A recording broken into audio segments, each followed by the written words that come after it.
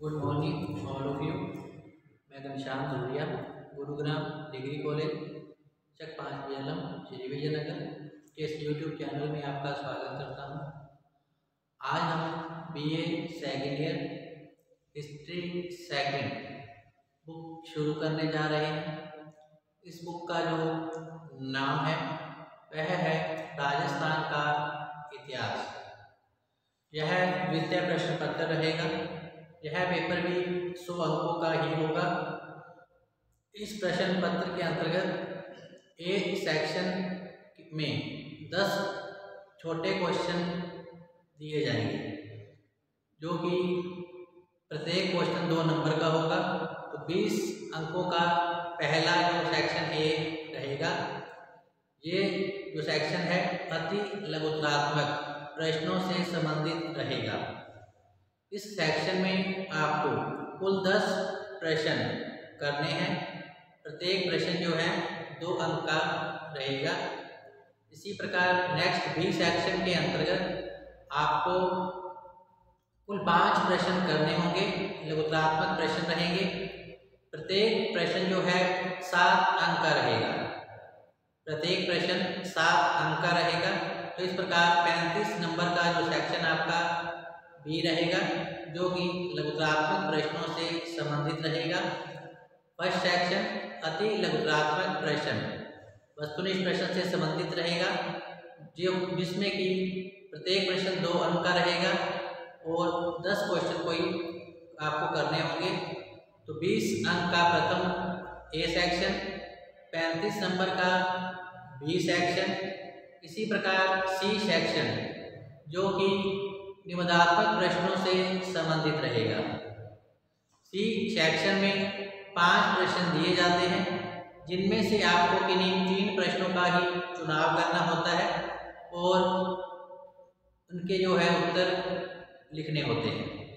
प्रत्येक प्रश्न जो है 15 अंक का रहेगा। सी सेक्शन में आपको कुल 5 में से 3 प्रश्न ही करने हैं। इस प्रकार 45 अंक का जो सेक्शन आपका सी रहेगा। तो ये जो द्वितीय प्रश्न पत्र है 100 अंकों का अंक विभाजन जो है इनका इस प्रकार रहा था। इस द्वितीय प्रश्न पत्र में भी कुल 5 यूनिट्स रहेंगी। आज हम पहली यूनिट शुरू करने जा रहे हैं। इस यूनिट के अंतर्गत हम फर्स्ट यूनिट में राजपूतों की उत्पत्ति के सिद्धांत, आहड़ सभ्यता, कालीबंगा सभ्यता, बेराट सभ्यता आदि के बारे में जानकारी प्राप्त करेंगे। तो आज का हमारा जो फर्स्ट टॉपिक है राजपूतों की उत्पत्ति के सिद्धांत।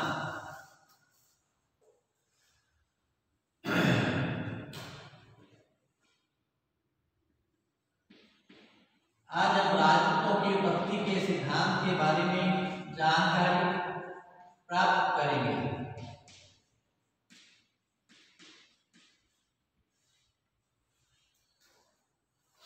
तो राजपूतों की उत्पत्ति के सिद्धांत के अंतर्गत हम प्राचीन क्षत्रियों से उत्पत्ति का सिद्धांत, अग्निकुंड से उत्पत्ति का सिद्धांत, ब्राह्मणों से उत्पत्ति का सिद्धांत, विदेशियों से उत्पत्ति का सिद्धांत और मिश्रित जाति की उत्पत्ति का सिद्धांत के बारे में जानकारी प्राप्त करेंगे।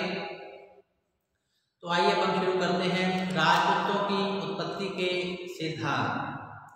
तो 7वीं शताब्दी के पूर्वार्ध में हर्षवर्धन की मृत्यु होते ही अनेक छोटे बड़े स्वतंत्र राज्यों का उदय हुआ था। इन विभिन्न स्वतंत्र राज्यों के जो शासक थे राजपूत थे, जिन्होंने कि 1200 ईस्वी तक लगभग 550 वर्ष तक शासन किया था। इस काल को भारतीय इतिहास में राजपूत युग के नाम से भी जाना जाता है। तो आइए हम देखते हैं राजपूतों की उत्पत्ति के सिद्धांत। तो राजपूतों की उत्पत्ति के संबंध में अनेक विद्वानों ने विभिन्न सिद्धांतों का प्रतिपादन किया, जो कि इस प्रकार से हैं। पहला है प्राचीन क्षत्रियों से उत्पत्ति। नंबर 1, प्राचीन क्षत्रियों से उत्पत्ति का सिद्धांत। गौरी शंकर ओझा, इन्होंने राजपूतों की उत्पत्ति जो है प्राचीन क्षत्रिय जाति से मानी है। कुछ विद्वानों का विचार है कि क्षत्रिय जो थे सामंतों अथवा जागीरदारों की अवैध संतान राजपुत्र कहलाती थी। बाद में राजपूत नाम से ये जाना जाने लगे। प्राचीन क्षत्रियों की उत्पत्ति का सिद्धांत, इसके अंतर्गत गौरी शंकर ओझा ने राजपूतों की उत्पत्ति जो है प्राचीन क्षत्रिय जाति से मानी। कुछ विद्वानों का विचार है कि क्षत्रिय थे सामंतों अथवा जागीरदारों की अवैध संतान राजपुत्र कहलाती थी। ये बाद में राजपूत नाम से प्रसिद्ध हुए थे। नेक्स्ट है अग्निकुंड से उत्पत्ति का सिद्धांत। नंबर 2 है अग्निकुंड से उत्पत्ति का सिद्धांत। तो चंद्रप्रदायी द्वारा रचित पृथ्वीराज रासो, चंद्रप्रदायी द्वारा रचित पृथ्वीराज रासो में वर्णित एक अनुश्रुति के अनुसार राजपूतों की जो उत्पत्ति है अग्निकुंड से मानी गई है। इस अनुश्रुति का जो वर्णन है सिसाना अभिलेख से भी प्राप्त होता है। कथा का सारांश कुछ इस प्रकार से है कि जब पृथ्वी राक्षसों से कलाद हो उठी थी, तब महर्षि वशिष्ठ ने इन राक्षसों का दमन करने के लिए एक अग्निकुंड का निर्माण करके यज्ञ किया था। इस अग्निकुंड में ही 4 वीर योद्धाओं की उत्पत्ति हुई थी।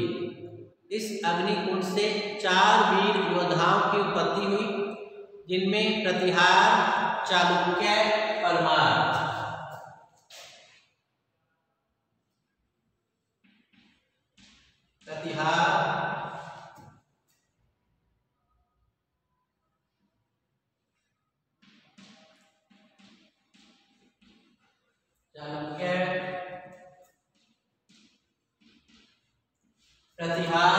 चालुक्य, परमार तथा चाहमान।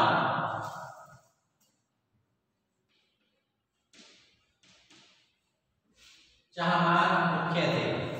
इस प्रकार अग्निकुंड से 4 वीर योद्धाओं की उत्पत्ति हुई, जिनमें प्रतिहार, चालुक्य, परमार और चाहमान के नाम मुख्य रूप से लिए गए हैं।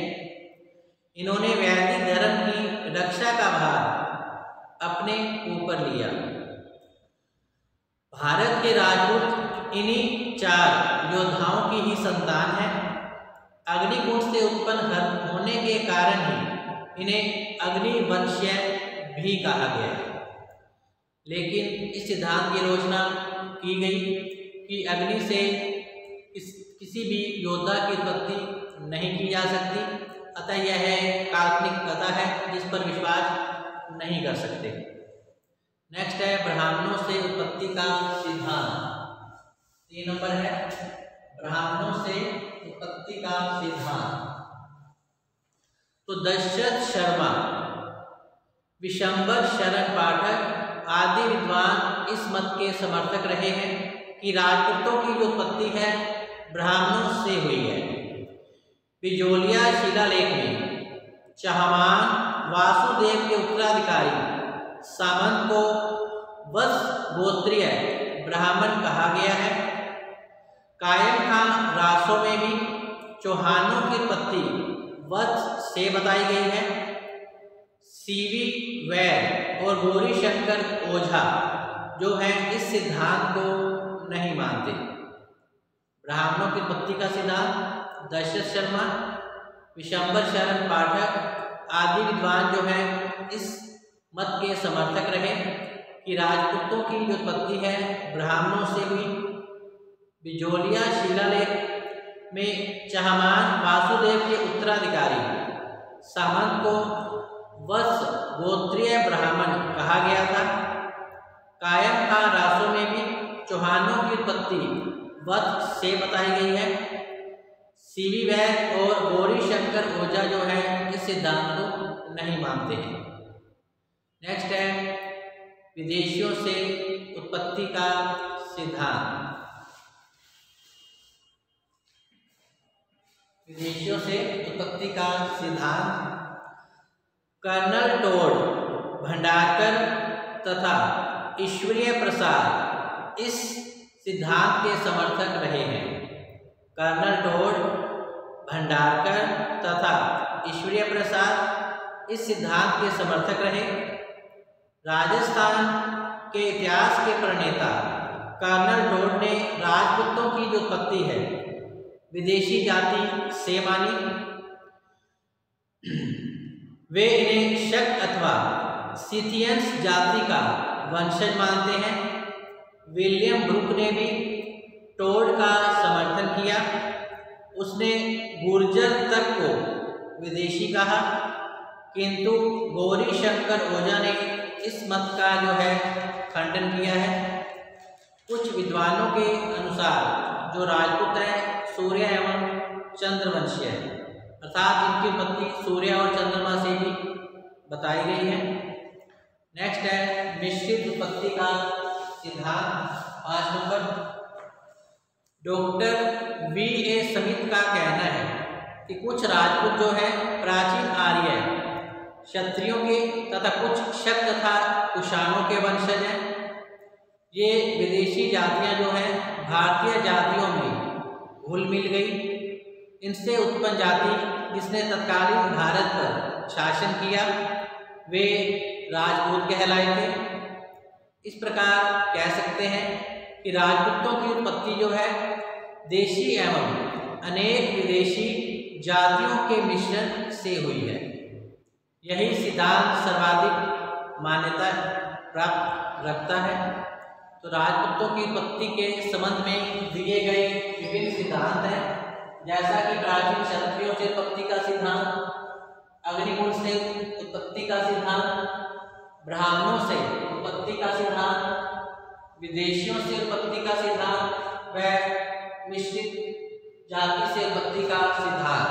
सर्वाधिक मान्यता प्राप्त जो मत है वह है मिश्रित जाति से उत्पत्ति का सिद्धांत माना गया है। तो आइए हम देखते हैं उत्तरी भारत के प्रमुख राजपूत वंश और राज्य। पहला है गहरवाल वंश, नेक्स्ट चौहान वंश, 3 नंबर चंदेल वंश, 4 नंबर परमार वंश, 5 नंबर पाल वंश, 6 नंबर सैन वंश, 7 नंबर गुजरात के चालुक्य, 8 नंबर कलचुरी वंश और 9 नंबर है सिंसोदिया वंश।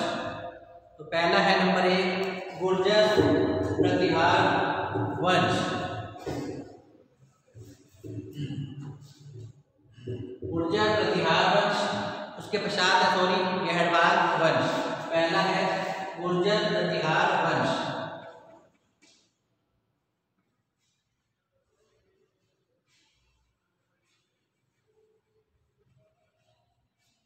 गुर्जर प्रतिहार वंश, उसके पश्चात है गहरवाल वंश। गुर्जर प्रतिहार वंश 8वीं शताब्दी में नागभट्ट प्रथम ने मालवा में गुर्जर प्रतिहार वंश के प्रथम शासक के रूप में शासन किया था। देवराज, वत्सराज तथा नागभट्ट द्वितीय इस वंश के अन्य प्रसिद्ध शासक हुए थे। चंद्र तथा सूरकृत बप्पा भरी चित्रित्र से ज्ञात होता है कि मिहिर भोज प्रतिहार वंश का सर्वाधिक शक्तिशाली शासक हुआ था। उसने अपने पिता को मारकर सिंहासन प्राप्त किया था। उसने अपने शासनकाल में कन्नौज को अपनी राजधानी भी बनाया। महेंद्रपाल, महिपाल इस वंश के अन्य शासक हुए। महिपाल की मृत्यु के साथ ही यह जो वंश है गुर्जर प्रतिहार समाप्त हो जाता है। नेक्स्ट है गहरवाल वंश। चंद्रदेव इस वंश का संस्थापक था। गहरवाल वंश का संस्थापक चंद्रदेव माना गया है, जिसने वाराणसी को अपनी राजधानी बनाया और शीघ्र ही प्रतिहारों का अंत कर कन्नौज पर अपना एकाधिकार स्थापित कर लिया। गोविंद चंद इस वंश का सबसे प्रसिद्ध प्रतापी शासक रहा था। इसने मगध के पश्चिम भाग और मालवा के पूर्वी भाग पर अधिकार कर अपने यश और कीर्ति को स्थापित किया था। इन्होंने कला और साहित्य को भी संरक्षण प्रदान किया। उसके शासनकाल में लक्ष्मीधर ने कल्पद्रुम नामक विधि ग्रंथ की रचना की। जयचंद, जो कि पृथ्वीराज चौहान के समकालीन और प्रतिद्वंदी रहा था, इस वंश का अंतिम शक्तिशाली शासक था। गहड़वार वंश का अंतिम शासक जो शक्तिशाली रहा था वह था जयचंद, जो कि पृथ्वीराज चौहान का समकालीन भी था और प्रतिद्वंदी भी माना गया है। नेक्स्ट है चौहान वंश। तो दिल्ली तथा अजमेर का जो राज्य है उत्तरी भारत का सर्वाधिक शक्तिशाली राज्य था। इस पर चौहान वंश का अधिकार था। विग्रहराज द्वितीय, अजयराज, विग्रहराज चतुर्थ, बिसलदेव पृथ्वीराज द्वितीय था।